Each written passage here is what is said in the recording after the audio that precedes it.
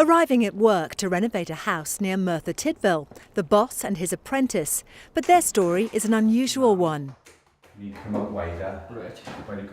Paul was homeless, scavenging from bins for food and washing in the river when he was taken on. He was just 15 at the time. So my mother met a new man and he didn't accept the fact that I wouldn't class him as my father, because in my eyes you only have one father and you only have one mother. So that wouldn't change, and that little argument caused him to say to my mother, you know, it's him or me. He left home and slept in a local cemetery, bedding down next to coffins containing bodies that were awaiting burial. In the beginning it was horrible. It was definitely the most scariest thing I've ever had to go through. But in a strange way as well, it started to become comforting, because I started to feel like, yeah, there was someone there with me. Paul was homeless for 2 years and his weight dropped to just 6 stone, but he continued going to school and took his GCSE exams. Incredibly, he passed 7 of them. Paul decided to join the army. He took part in several Be the Best training courses, learning basic soldiering skills. You've got the assault course you need to do. Again, you've got your recce's.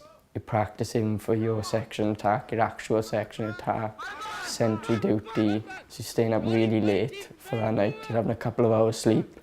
But he still needed a job, and the army introduced him to D.J. Reece decorating, which gave him training, a new flat and money of his own. Considering what he's been through, he could have quite easily gone the opposite way, as a lot of youngsters do in the South Wales valleys, with drugs or alcohol or crime. He didn't do anything of the sort. It was just a no-brainer that we had to give him a chance. D.J. Reece, which employs some 20 people, won its Gold Award for implementing the promises of the Covenant to support the armed forces. It puts the company on the same level as bigger firms such as Boeing, the AA and National Express. But the company knew Paul dreamt of joining the army, so they taught him the kind of skills he could transfer.